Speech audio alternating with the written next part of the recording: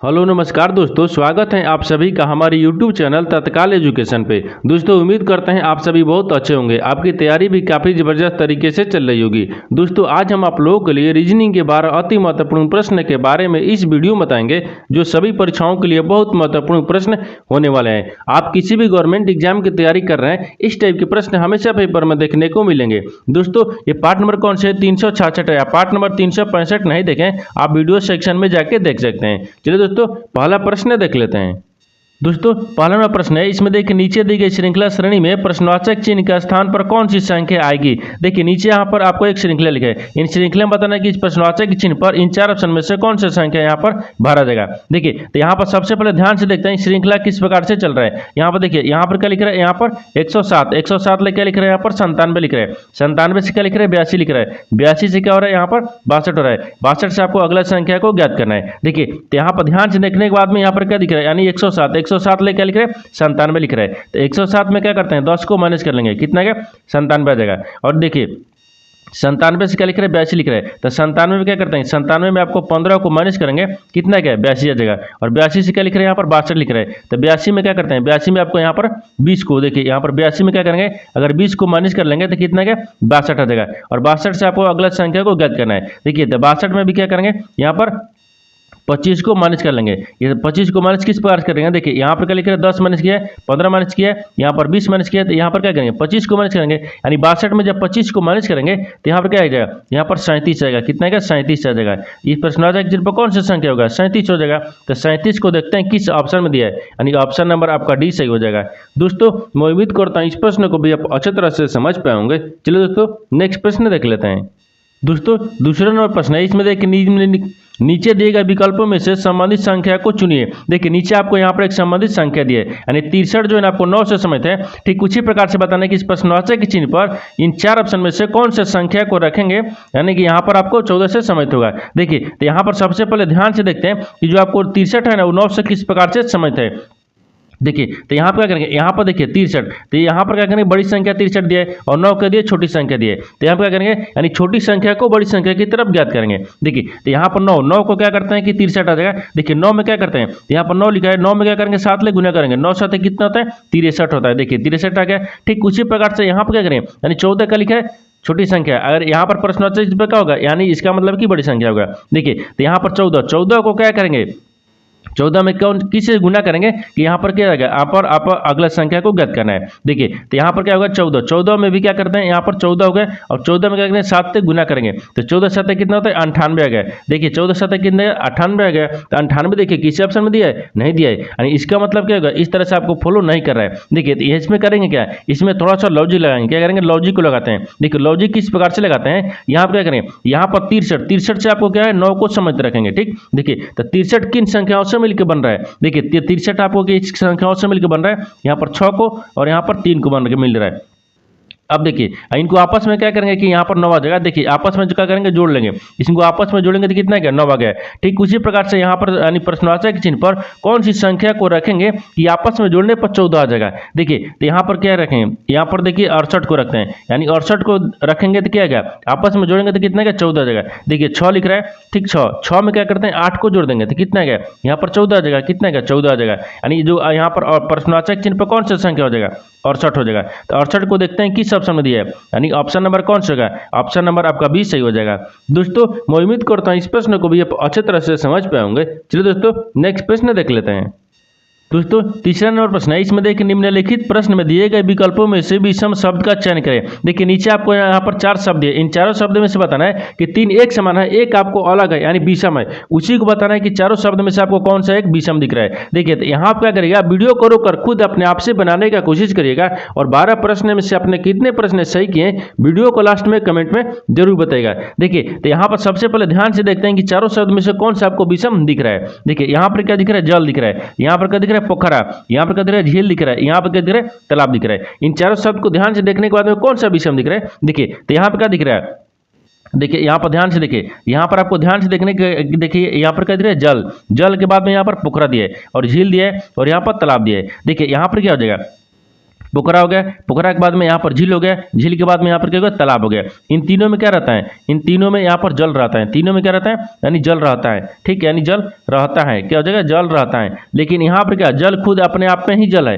देखिए पोखरा में और झील में और तालाब में क्या रहता है, तीनों में एक जल रहता है। लेकिन यहाँ पर क्या दिख रहा है, जल आपको यहाँ क्या दिख रहा है, तो जल आपको एक जल ही रहे, क्या है, जल है। तो यहाँ पर क्या दिखेगा आपको, विषम कौन सी शब्द दिख रहा है, तो विषम शब्द आपको यहाँ पर देखिए ये दिख रहा है, क्योंकि देखिए यहाँ पर बी सी डी यानी पोखरा तालाब झील, झील जो है ना आपको तीनों एक समान दिख रहा है। लेकिन ऑप्शन नंबर ए आपका विषम हो जाएगा, यानी जल विषम हो गया, यानी ऑप्शन नंबर ए आपका क्या हो जाएगा, विषम हो जाएगा।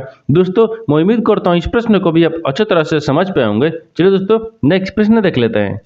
दोस्तों 4 नंबर प्रश्न है, इसमें देखिए यदि d बराबर 16 और c बराबर 9 लिखा है तो यानी e बराबर क्या होगा। देखिए यहाँ पर सबसे पहले प्रश्न समझिए, इसमें बोल कर है, देखिए यहाँ पर बोल रहा है कि d को क्या लिख रहा है, 16 लिख रहा है। ठीक, यानी c बराबर क्या लिख रहा है, 9 लिख रहा है। तो बताना है कि e बराबर क्या लिखेगा। देखिए तो यहाँ पर सबसे पहले ध्यान से देखते हैं कि d को आपको 16 किस प्रकार से लिख रहा है। देखिए यहाँ पर d लिख रहा है, ठीक, डी बराबर क्या लिख रहा है, 16 लिख रहा है। डी का स्थानीय मान कितना होता है, यहाँ पर 4 आता है। तो 4 को क्या किया है कि 16 लिखा है। देखिए तो यहाँ पर क्या करेंगे, यहाँ पर 4 का स्क्वायर कर देंगे तो कितना है, देखिए 4 का 16 गया, यानी इसका मतलब कि डी का स्क्वायर किया है तो 16 लिख रहा है। ठीक, क्या है, 16 लिख रहा है। उसी प्रकार से यहाँ पर सी को देखेंगे तो देखिए यहाँ पर क्या लिख रहा है, सी बराबर क्या लिख रहा है, यहाँ पर 9 लिख रहा है। तो सी का स्थानीय मान कितने पाता है, 3 पाता है। तो 3 को क्या करेंगे कि 9 आ जाएगा। देखिए तो 3 का क्या करेंगे, स्क्वायर करेंगे, 3 लिखे 9 आ गया, कितने का 9 आ गया। देखिए उसी प्रकार से दिया है, यानी यहाँ पर क्या करेंगे, यानी उसी प्रकार से क्या करेंगे, ई को भी रखेंगे।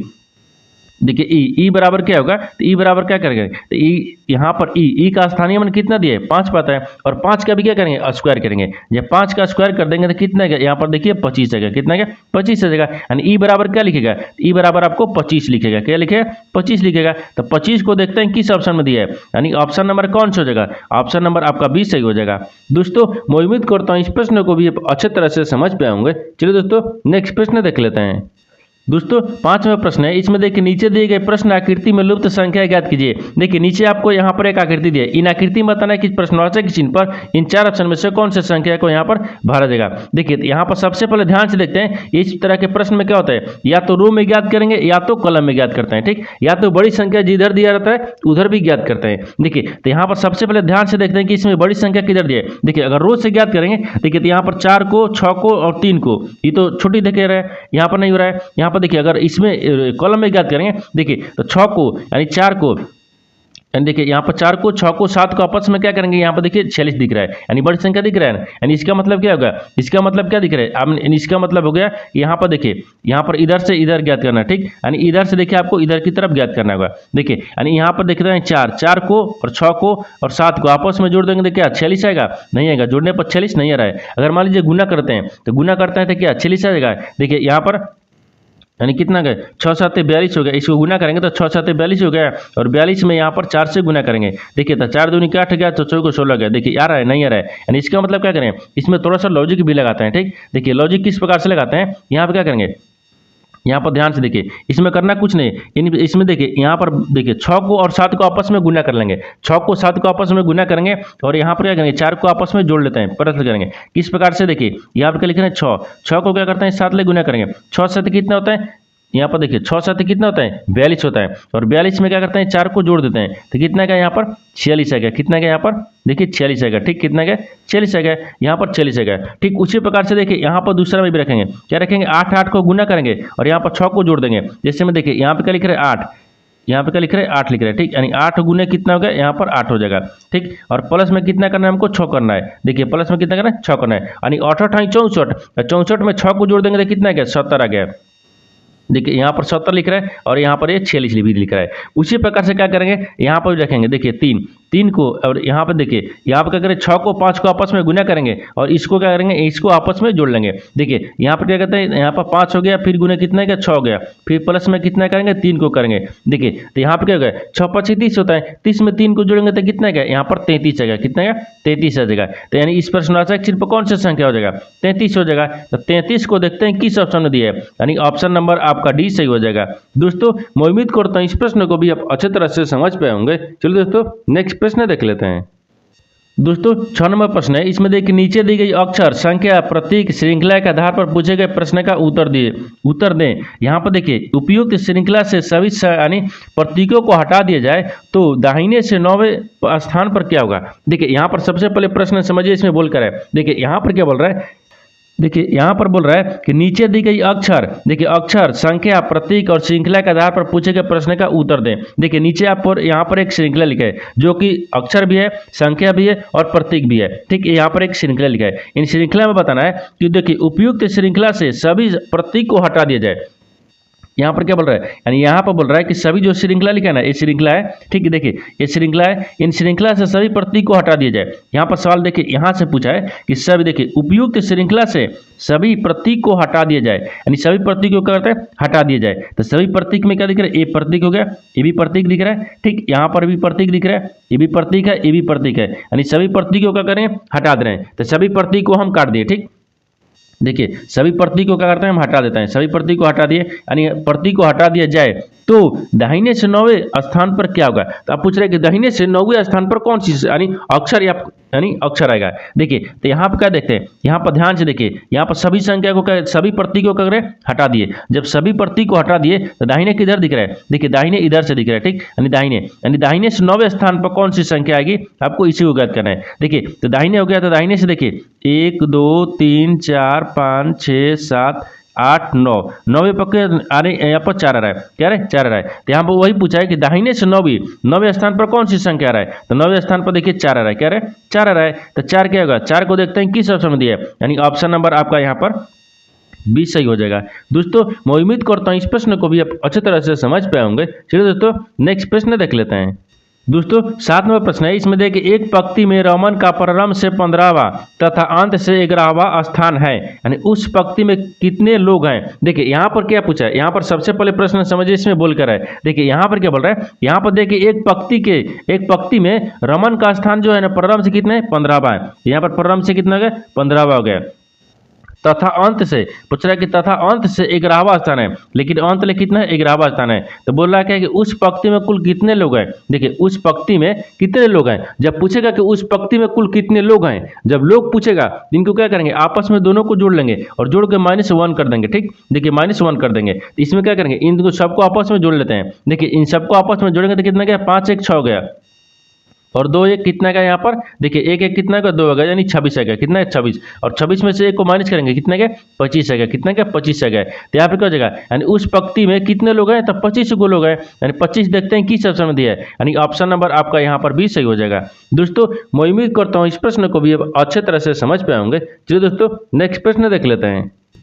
दोस्तों 8 नंबर प्रश्न है, इसमें देखिए नीचे दिए गए विकल्पों में से संबंधित शब्द को चुनिए। देखिए नीचे आपको यहाँ पर एक संबंधित शब्द है, यानी ट्रैक्टर जो है ना आपको टेलर से समझते हैं। ठीक उसी प्रकार से अश्व जो है ना इस प्रश्नवाचक चिन्ह पर इन 4 ऑप्शन में से किसी से संबंधित होगा। देखिए यहाँ पर सबसे पहले ध्यान से देखते हैं, जो आपको ट्रैक्टर है ना, आपको ट्रैक्टर टेलर से किस प्रकार से समझते हैं। देखिए यहाँ पर ध्यान से देखिए, यहाँ पर क्या दिख रहा है, यहाँ पर ध्यान से इस शब्द को देखिए, इसमें क्या दिख रहा है, यहाँ पर टेलर, यानी टेलर जो है ना आपको ट्रैक्टर से समझते होगा, क्योंकि देखिए टेलर आगे रहता है, टेलर के पीछे क्या रहता है, ट्रैक्टर, यानी टाली जो कहते हैं उसको ट्रैक्टर बोलते हैं। क्या बोलते हैं, ट्रैक्टर बोलते हैं। देखिए तो यहाँ पे क्या बोल रहा है, यानी टेलर दिया। ठीक, टेलर को यानी टेलर जो है ना वो इंजन वाला टेलर को बोलते हैं। ठीक, टेलर के क्या है, आपको ट्रैक्टर से समझते हैं। यानी टेलर के पीछे क्या रखते हैं, यानी टेलर के पीछे क्या रहता है, ठीक क्या होता है, यहाँ पर टेलर में देखिए, यहाँ पर टेलर में लिखते हैं। ठीक, यानी ट्रैक्टर में क्या होता है, टेलर होता है, यानी यहाँ पर होता है, यानी होता है। ठीक क्या होगा, होता है। जिस प्रकार से देखिए टेलर, यानी टेलर में आपको ट्रैक्टर होता है, यानी टेलर के पीछे क्या होता है, टाली होता है, यानी ट्रैक्टर, यानी क्या होता है, ट्रैक्टर होता है। ठीक उसी प्रकार से आपको बताना है कि यहाँ पर शब्द को, यानी यहाँ पर कौन सी शब्द को रखेंगे जिसमें अश्व होता है। ठीक है, क्या होता है, अश्व होता है। देखिए गाड़ी में क्या, गाड़ी के पीछे अश्व होता है, नहीं होता है, यानी बैलगाड़ी के भी पीछे क्या होता है, अश्व होता है, नहीं होता है। यानी यहाँ पर क्या रखेंगे, यहाँ पर टमटम को रखेंगे। देखिए यहाँ पर टम, यानी टम हो गया। ठीक है, टमटम हो गया, यानी टमटम के पीछे क्या होता है, टमटम के पीछे आपको यहाँ पर क्या होता है, अश्व होता है, यहाँ पर होता है अश्व होता है, यानी इसमें भी क्या होता है, यानी होता है, यानी होता है। देखिए जिस प्रकार से ट्रैक्टर, जो ट्रैक्टर, देखिए जिस प्रकार से टेलर है ना, टेलर के पीछे क्या होता है, ट्रैक्टर होता है, टेलर में क्या होता है, ट्रैक्टर होता है, यानी उसी प्रकार से यहाँ पर टमटम में क्या होता है, अश्व होता है, क्या होता है, अश्व होता है। तो यहाँ पर टमटम देखते हैं किस ऑप्शन में दिया है, यानी ऑप्शन नंबर आपका सी सही हो जाएगा। दोस्तों मैं उम्मीद करता हूँ इस प्रश्न को भी आप अच्छे तरह से समझ पाए होंगे। चलिए दोस्तों नेक्स्ट प्रश्न देख लेते हैं। दोस्तों 9 नंबर प्रश्न है, इसमें देखिए उस वे आरेख का चयन करें जो दिए गए वर्गों के बीच संबंध को सर्वोत्तम रूप से दर्शाता है। देखिए नीचे आपको यहाँ पर एक तीन शब्द दिए हैं, इन तीनों शब्द को बताना है कि आपस में किस प्रकार से संबंधित है और इन 4 वेन डायग्राम में से कौन सा वेन डायग्राम बनेगा। देखिए यहाँ पर सबसे पहले ध्यान से देखते हैं इन तीनों शब्द में से आपको कॉमन कौन सा दिख रहा है। देखिए दिल्ली दिया है, श्रीलंका दिया है और एशिया दिया है। इन तीनों शब्द में से आपको कॉमन कौन सा दिख रहा है। देखिए यहाँ पर सबसे कॉमन क्या दिखेगा, एशिया दिखेगा। सबसे कॉमन क्या दिख रहा है, एशिया। एशिया किस, एशिया के अंदर में देखिए एशिया के अंदर में ही आपको श्रीलंका भी आता है और एशिया के अंदर में यहाँ पर दिल्ली भी आता है। जैसे में देखिए यहाँ पर क्या हो जाएगा, सबसे बड़ा वाला कौन सा डायग्राम बनेगा। देखिए यहाँ पर सबसे यानी एशिया हो जाएगा, यहाँ पर क्या होगा यानी एशिया होगा, ठीक, यानी एशिया होगा, ठीक, एशिया के अंदर में ही आपको श्रीलंका भी आता है और एशिया के यानी एशिया में भी आपको दिल्ली आता है। देखिए एशिया एक महाद्वीप हो गया, यानी महाद्वीप के अंदर में क्या आता है, श्रीलंका और दिल्ली दोनों आते हैं, क्योंकि एशिया एक महाद्वीप में शायद 48 गो देश आते हैं, ठीक। देखिए यहाँ पर क्या होगा, यहाँ पर आपको कितना आता है, यहाँ पर क्या होगा, यहाँ पर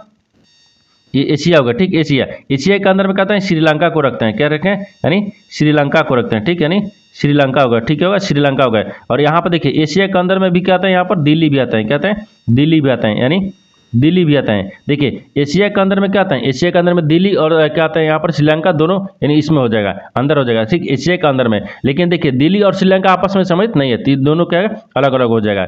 देखिए इस तरह का वेन डायग्राम देखते हैं किस ऑप्शन में दिया है, यानी ऑप्शन नंबर आपका ए सही हो जाएगा। दोस्तों मैं उम्मीद करता हूँ इस प्रश्न को भी आप अच्छे तरह से समझ पाएंगे। चलिए दोस्तों नेक्स्ट प्रश्न देख लेते हैं।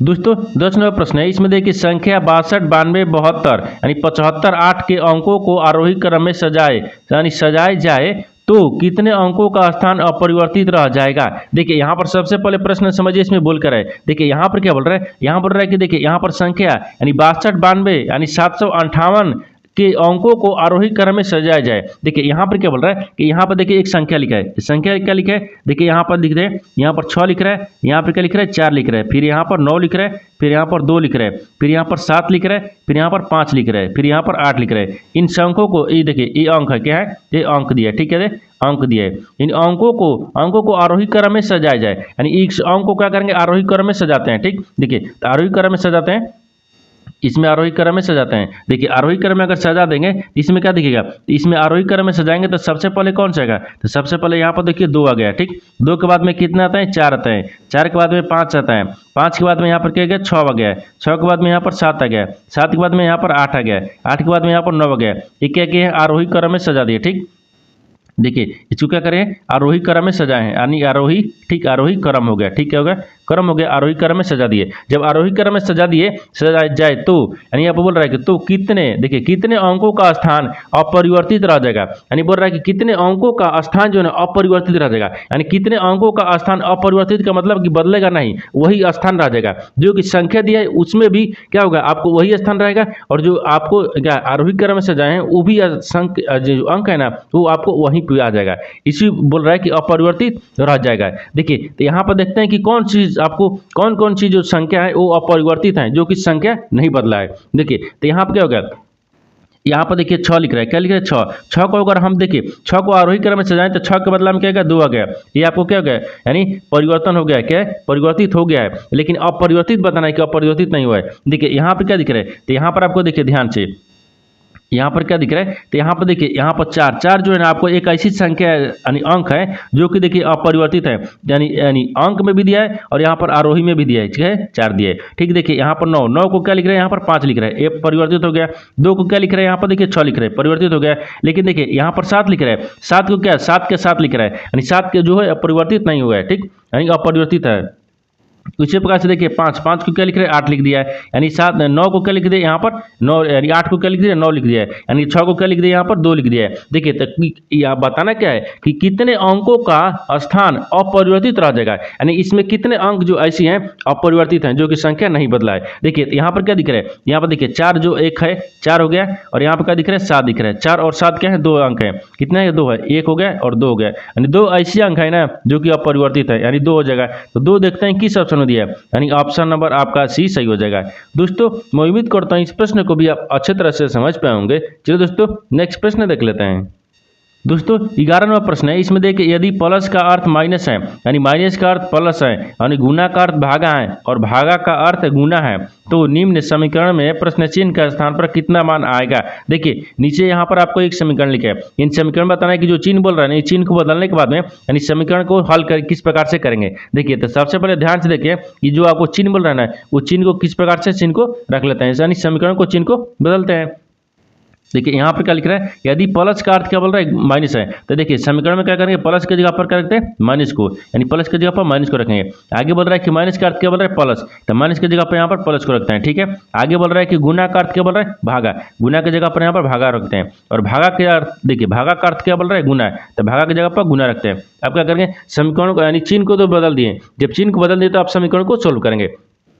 देखिए तो यहाँ पे क्या लिख रहा है 30 लिख रहा है यानी 30 प्लस कितने दिए 7 दिया है। ठीक है, गुना कितने दिए 2 दिया है, फिर माइनस कितने दिए 15 दिए और यहाँ पर भागा कितने दिए 3 दिए और बराबर में हमको प्रश्नवाचक चिन्ह दिया। ठीक, इन्हीं की जगह पर बताना है कौन सा संख्या आएगा। देखिए तो यहाँ पर क्या करेंगे 3 5 6 15 पहले भागा करेंगे तो 5 3 15 हो गया। ठीक है, और यहाँ पर देखिए 7 दूनी के 14 हो गया और 30 हो गया। इसको क्या करते हैं 30 को रख लेते हैं, फिर गुना फिर यहाँ पर क्या करें प्लस दिया ना यहाँ पर प्लस रखेंगे 7 दूनी के कितना आएगा 14 आ गया और 14 माइनस कितना दिए 5 दिए। ठीक है, और यहाँ पर प्रश्नवाचक चिन्ह हो गया। अब देखिए 30 को और 14 को आपस में जोड़ेंगे तो कितना गया यानी 4 एकम 4 हो गया। ठीक है, और यहाँ पर क्या करेंगे यानी 3 एक 4 हो गया कितना गया 44 आ गया तो कितना 44 और 44 में से 5 को माइनस कर लेंगे। जब 44 में से 5 को माइनस करेंगे तो कितना गया यहाँ पर कितना जगह तो यहाँ पर देखिए 39 जगह कितना गया 39 जगह। इस प्रश्नवाचक चिन्ह पर कौन सा संख्या हो जाएगा यानी 39 हो जगह। देखिए यहाँ पर 39 हो जगह तो 39 को देखते हैं कि किस ऑप्शन में दिया है यानी ऑप्शन नंबर आपका सी सही हो जाएगा। दोस्तों मैं उम्मीद करता हूँ इस प्रश्न को भी आप अच्छे तरह से समझ पाए होंगे। चलिए दोस्तों नेक्स्ट प्रश्न देख लेते हैं। दोस्तों 12वां प्रश्न है, इसमें देखिए नीचे दी गई आकृति के दर्पण प्रतिबिंब ज्ञात करिए। देखिए यहाँ पर एक प्रश्न आकृति है, इन आकृति को अगर हम दर्पण में देखेंगे तो किस प्रकार से आकृति दिखेगा दर्पण में आपको इसी को ज्ञात करना है। इन 4 ऑप्शन यानी 4 उत्तर आकृति में से आपको बताना है। देखिए यहाँ पर पहले प्रश्न समझिए इसमें बोल कर है। देखिए यहाँ पर क्या बोल रहा है कि देखिए नीचे आपको यहाँ पर एक आकृति लिखा है, इन आकृति को अगर हम दर्पण में देखेंगे ना तो दर्पण में किस प्रकार से दिखेगा आपको इसी को ज्ञात करना है। देखिए तो इस आकृति को क्या करते हैं हम दर्पण में देखते हैं। देखिए यहाँ पे क्या लिख रहा है ए और बी क्या लिख लिया एक दर्पण लिया है, क्या लिया दर्पण है, ए बी एक दर्पण रखा है यानी एक इस आकृति को हम दर्पण में देखते हैं। देखिए जब दर्पण में देखेंगे देखिए आकृति आपको इस प्रकार से आ जाएगा। ठीक है, अब देखिए अब ये वाला देखिए ये वाला जो आपको मंदिर दिख रहा है ना मंदिर, ये मंदिर आपको किधर आ जाएगा देखिए मंदिर आपको इधर आ जाएगा। ठीक, यानी मंदिर आपको इधर आ गया यहाँ पर यहाँ तक रखते हैं। ठीक है, यहाँ तक आ गया यानी यहाँ तक आ गया।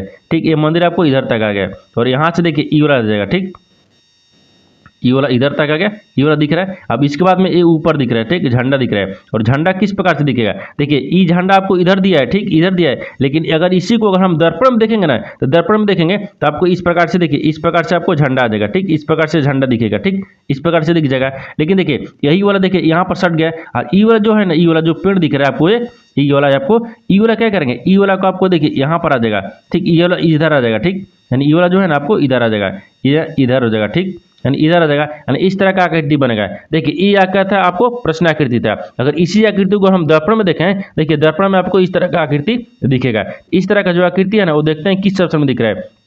देखिए इसमें दिख रहा है, इसमें नहीं दिख रहा है क्योंकि देखिए आपको जो मंदिर तो दिया है ठीक है, लेकिन यहाँ पर जो पेड़ है ना ये आपको उल्टा दिया है। ठीक है, अब देखिए दूसरा में देखिए तो दूसरा में देखिए ये झंडा आपको इस तरह से बदल दिया है यानी दूसरा भी नहीं होगा। देखिए तीसरा में देख रहा है यानी तीसरा क्या देख रहा है झंडा भी इधर है और यहाँ पर पेड़ भी इधर है यानी ऑप्शन नंबर क्या हो जाएगा सी आपको सही हो जाएगा। दोस्तों मैं उम्मीद करता हूँ इस प्रश्न को भी आप अच्छे तरह से समझ पाए होंगे। चलिए दोस्तों नेक्स्ट वीडियो में मिलते हैं, तब तक जय हिंद दोस्तों।